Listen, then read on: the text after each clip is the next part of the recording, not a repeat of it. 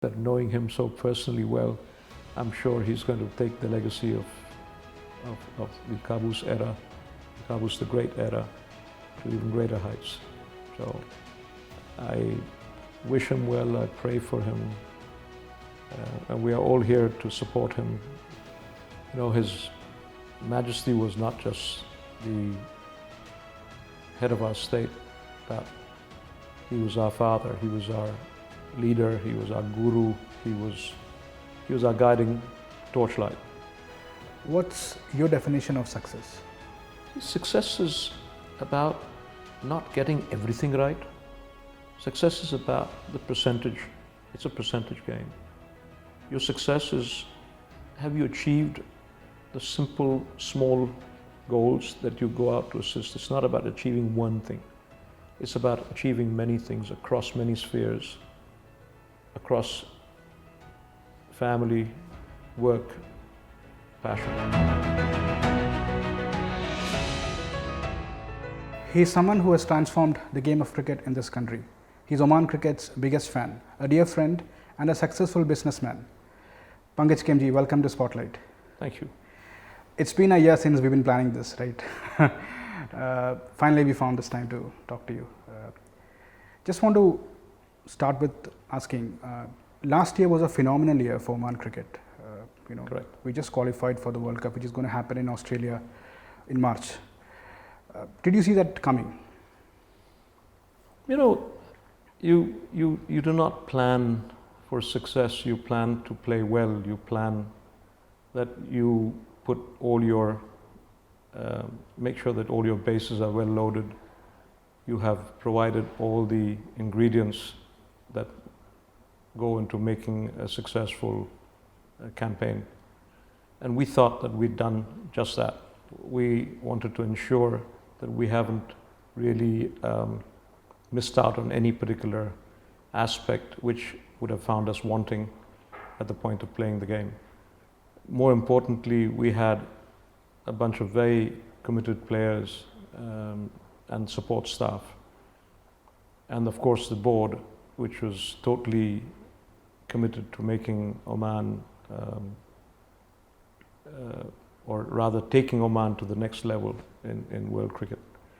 So yes, as much as we say that yes, we were hoping or we were optimistic, I wouldn't say that, but I thought we would be very positive that if we did the right things and if the boys kept to their task, Oman will make a mark. And that's exactly what we've done. So whilst we say that last year may have been one of the finest years of Oman cricket, but it actually started about 3-4 years ago when we qualified in Ireland and Scotland for the T20 World Cup then in 2016. That was the first big moment for Oman cricket.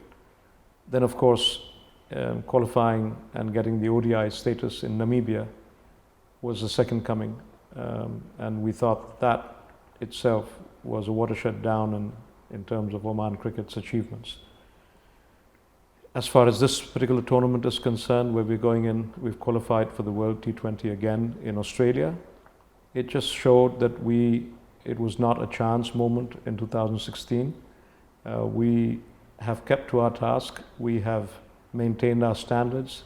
If at all, we've actually improved our game. We're far more competitive, far more,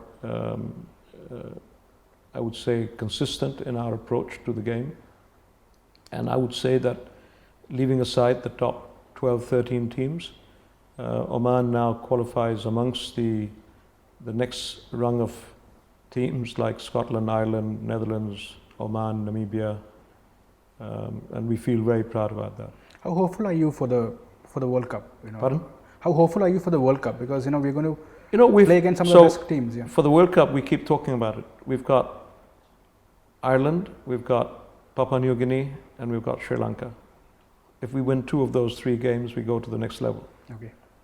So we stand a very good chance, and I think we are very hopeful. We are already starting to the build-up and progress towards that. We've got a triangular tournament coming up in Nepal, which will hold us good. We are traveling to Netherlands for a quadrangular in the summer.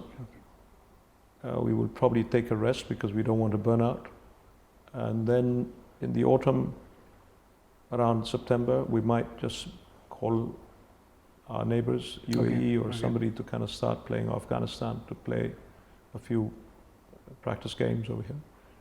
But a lot is in store. We are very hopeful. We want to make sure that we've got every aspect of it covered. You've been associated with Oman cricket for 20 years now. I have been personally sort of associated with the board for the last 10 years. I've seen the game grow. I myself played in those gravel grounds when I was in school. Things have changed dramatically, remarkably over the last 10 years. We've now got this beautiful green turf at Amarath Cricket Ground. How do you see that transformation that came over the last 10 years? See, I was reflecting back on the 2 decades or 3 decades of cricket in Oman, and I look at various other countries who also evolved. If you look at the Afghanistans of the world, you look at the UAE to an extent. If you in Oman's case, it was a matter of getting the right infrastructure. There was a very enthusiastic numbers of expatriates playing and nationals playing very good cricket. You know, we had at one point close to 300, now maybe more, nationals playing cricket in Oman, and we had ensured that they got an equal opportunity to play the game at the highest level by ensuring that every team should have one national cricketer in each, and they should groom him to play the game. So with that, we kept on pursuing and making sure that we played level cricket. But the handicap we had was that we didn't have a turf wicket to practice on. So when we went to play tournaments overseas at the ICC level, we were caught short, or we were caught handicapped with the fact that we couldn't see how it plays in the turf. But with the government's help, with the Ministry of Sport's help, and then of course His Majesty Sultan Qaboos, God bless him, may he live in eternal peace. He was the benevolent individual who really changed all that for us. His kind gesture of helping build the infrastructure at Al Amarat really changed the game. Once the boys started playing regularly on turf wickets, we knew exactly where we stood. We upped our game with the help of Duleep and all the support staff. It made a thing. Now, one thing's for certain, you can have a group of players, you can have a very strong bench strength of players, but you need a benevolent and you need a committed, passionate board which is single-minded focus towards developing the game.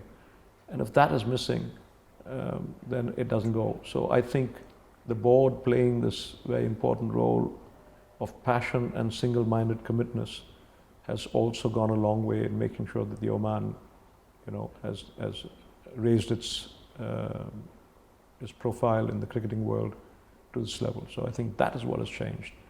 My 20 years have been very eventful, to say the least. Very pleasing to see that we've come from a rank outsider, a non-ICC member, to now an ICC ODI status, ICC T20 international status country, for being a non-Commonwealth country who's not played cricket as a legacy sport. Yeah. This itself is a great coming. So, yeah, we're very pleased. We're very, very privileged, you know, for leading an Oman cricket team which is world ranked. But one of the greatest challenges I'm sure you must be facing is about bringing these Omanis to the game, especially introducing it to the schools. So what are the, you know, sort of things that you're doing at that level? So yes, this is now our next endeavor, and that is that we've gone and signed with the Ministry of Education to enlist 9 government schools and have these national boys and girls to come and play at our grounds. With the new term starting soon. We have, towards the end of this month, we will actually roll out the program at the academy, at the Oman Cricket Academy. We've got 5 coaches, 2 national coaches and Omanis, and 3 expats who are coming in. Everett is from South Africa, Adil is from UK, and then there's Mazhar and 2 other nationals who will be taking the mantle of building the whole coaching and cricket program. So you'll be bringing these kids to the academy? Correct. Okay. Correct. So they will do that after school, okay, twice a week. We're hoping to attract students between the ages of 8 to 12 great. from the national schools to start building, because that is the age where we feel that they are athletically able. They start having better ball coordination and hand-eye coordination. So that is important for cricket. So the earlier the better. So what more can we expect from Pankaj Khimji and Oman cricket for the game in years to come? So I think right now we are totally focused towards the World Cup qualifying rounds and the triangulars that are going on that are coming up in Nepal. We hope that bringing in the right support staff to help Duleep, the fast bowling coach, a fielding and a spinning coach, would actually help. So we're hoping that this will happen in the next few weeks, and we will start the procedure. We'll roll out a plan. So at the moment, very focused towards that. We're also hoping that we will get the 3rd ground up and running before the end of the year. We've got some work to do. There are some diversions of utilities that need to be done before we start the greening process. But that should happen. That'll go on the side. But more importantly, we want the Oman cricket and the World Cup, upcoming World Cup, to be battle ready. Your family has been very close with the late Sultan Qaboos, who is considered to be the father of our nation. If you can share us some of the memories that your family had with him. His Majesty was not just the head of our state, but he was our father, he was our leader, he was our guru, he was our guiding torchlight. And we're so privileged that we lived in the era of Qaboos for 50 years, since 2 generations. And when you think back, when you look back and you say, you should be proud that you lived as an Omani in the times of Qaboos, where wherever you went in the world, you always held your head high, saying that I'm an Omani, and everybody respected you for what you were, and not because you're Omani, but because of the nation and what the nation has achieved under Qaboos. So it's a momentous loss.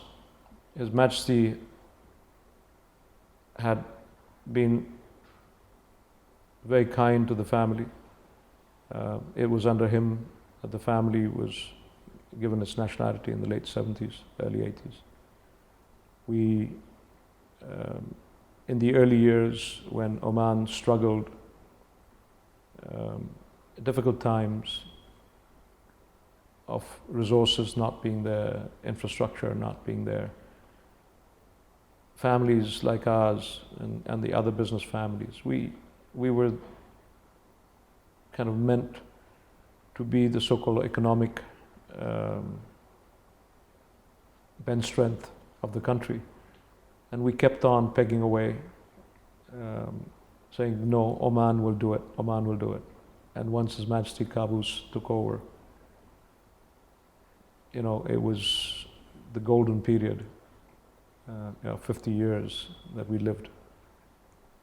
And I believe going forward, the legacy that His Majesty has left behind, the pathway that he had chosen, whether it was, and the righteousness in every aspect of his decision making, his policy making, has laid the foundations, has laid the pathway for Oman to progress even further going forward. So, yes, he's a great loss. We've been in mourning as a family as if we've lost the head of the family, head of nation.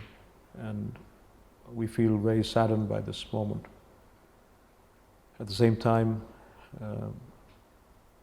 we look forward to His Majesty Sultan Haitham bin Tariq and Taimur al-Said's coming to power. We swear allegiance and support to him. We wish him well. We hope that the legacy of the Qaboos era, of the Qaboos the Great era, lingers on and Oman strives forward. How do you see the transition happening? I mean, I'm sure you're closely associated I with feel so proud at the way the whole orchestration of this transition took place. It's very impressive, yeah. It just shows the maturity of our nation. It just shows the maturity of our royal family. It just shows the ethos and the very beliefs of tolerance and giving and patience that has actually made this whole process look so dignified. I think the world needs to look up and appreciate how Oman has and learn from Oman has done this this transition. It's a perfect case for case studies in any political science university, and students and readers of political science will, I'm sure, be very fascinated by what has happened. It has been an extraordinary 48 hours. Nonetheless, very relieving ones, and the fact that we were able to go through the succession without any hiccups. So God bless His Majesty Sultan Qaboos. God bless the new Sultan. Long live the new Sultan. Sultan Haitham has been our patron of Oman cricket. How do you see that? His association with you and with the board? Like everyone, it was a make-believe kind of fairy tale coming true. His Highness has been the custodian of the Oman cricket's growth, and we've been so closely associated over the years.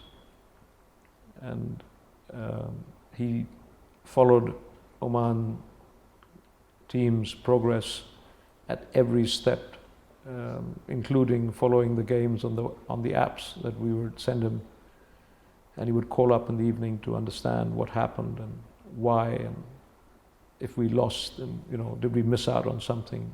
Why did we do that? And knowing him, the way he has held us, the way he has led us and led Oman cricket to these heights, I'm sure it's a great relief that knowing him so personally well, I'm sure he's going to take the legacy of the Qaboos era, the Qaboos the Great era, to even greater heights. So I wish him well, I pray for him, and we are all here to support him. We completely swear the allegiance to him in every which way. It's not going to be easy. We've got challenging times, we've got economic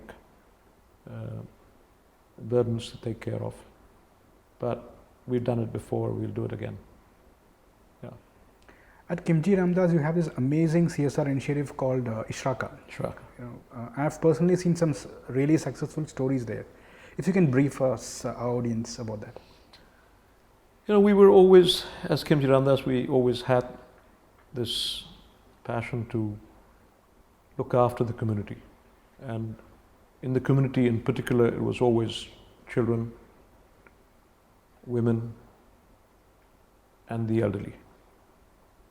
And it was on two main issues: education, health, and well-being. And we said we always did this in an ad hoc manner. We never really focused on a particular aspect of it. So when we brought out the idea within the family that we should do a program and we should have a brand that will help build and work and get ourselves engaged with the community. We said we can't do it across the length and breadth of the country. We should focus on certain areas, geographical areas. So with that, we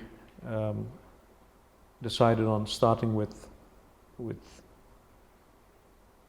Bidbid, Samail, Panja, these areas, and we would work with schools, assist them with building shades, sporting areas, buying them computers, buying them educational aids, going into women's associations and buying them self-help tools that would help them live a better life, going into local clinics and buying them, whether it was dialysis equipment or little x-ray equipment, or buying them things, and working in communities so that once, and through the Wali's office, and making sure that they appreciated what we did, because and they wanted what we wanted to give.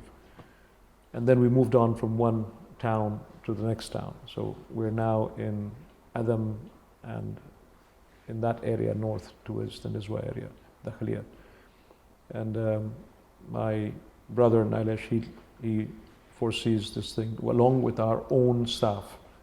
We don't have a team dedicated to Ashraka. We inculcate the spirit of helping the community from the staff itself. So our local national staff, they participate in the Ashraka program. I'm always amazed at the way you carry your personality. You're a businessman, a cricket administrator, a father, a wonderful husband. How do you manage your time? Something which I've been always curious about. Well, when you have a team of good people working for you, you're able to kind of dedicate time towards your passion. And I make sure that work is, according to me, a way of a kind of religion. And without that work, I would not be able to provide. And if I wouldn't be able to provide, I wouldn't be able to give. This sequence has to be in play all the time. So for me, work comes first, and I make sure that I dedicate a lot of time towards my passion, because if I do not have a passion, I will lose that ignition in me, or the spark in me to go and do what I do best. And it's always said that if you can convert your work into your passion, then you will excel. So I try and do that. But I enjoy work. And then I enjoy my passion, which is cricket and tennis and traveling. My family are my biggest weakness. My children are my, I would say, my inspiration.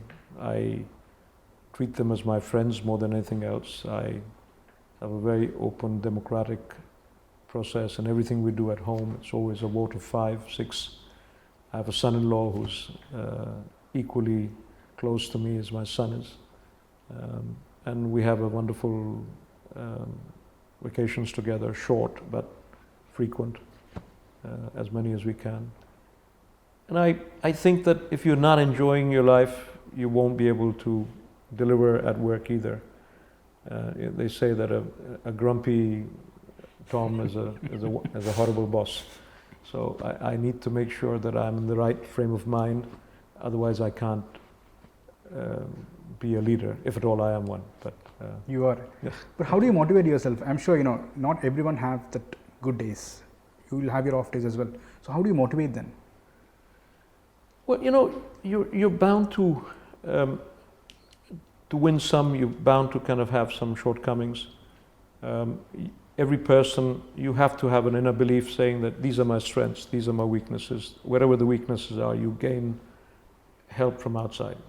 But the moment you start saying that I know it all, you lose out. And once you reach a certain stage in life, it's not about you, it's about the people you lead. Exactly. And for me, it's, am I able to hire the best? Am I able to motivate them? Am I able to kind of bring out the best from them? And if I can't do that, then there's something missing in me. So all I believe is that I need to make sure that the environment that I create for my leaders or my vertical heads to perform should be the best environment. I should give them the resources, I should give them the mental satisfaction, of course, the physical comfort to perform. But at the same time, you need to have a good checks and balances. I make sure that I am not over monitoring. I'd rather be mentoring. I believe that you need to make sure that they are free to express themselves, free to be entrepreneurial in their way of working, because we come from an entrepreneurial business background, and we need people who are entrepreneurs. And at a certain point in time, you're going to stagnate, and you need fresh ideas. Oman will need fresh ideas to take it to the next level. You know, what happens after the oil boom? We need ideas that will take us to the next level. So whether it's transport, logistics, fisheries, tourism, we need to build on all these. And you're not a jack of all trades. You cannot be a jack of all trades. So you need to kind of make sure that you bring in the best people to help build and take you to the next level. And change is inevitable. True. We're seeing change happening faster now, and we will see change happening. What happened in the last decade will happen in the next 5 years. What happened the decade before that will happen in 2 years. So you know how things are changing. So we have to adapt to that. And I've realized that a lot of people stumble because they're holding on to the old practices, and that cannot happen. We need to move on. This is something which I always ask my guests on the show. You are an inspiration to many. You are a leader. You are a role model as well. What's your definition of success? Success is about not getting everything right. Success is about the percentage. It's a percentage game. Your success is, have you achieved the simple, small goals that you go out to assist? It's not about achieving one thing. It's about achieving many things across many spheres, across family, work, passion. Are you a happy person? I think happiness is a great definition of success. Contentedness is a great definition of success. Monetary success is necessary, but not essential. But it's a necessity that leads to many other successes. So, yes, I feel that we need to be content, because with greed you get into much more, many wrongs and many, you will stumble more. So I think if you're content with small successes, small steps, and I always say that let's take small steps. Let's not jump and not go for big ideas. And I think that is what leads, that's my definition of success. The small little gains together collectively make one big success, or a complete person. Thank you so much, Pankaj. It's always a pleasure talking to you, and I wish you all success for your future endeavors. Thank you, Nishad. Thank you for passing by. Thank you.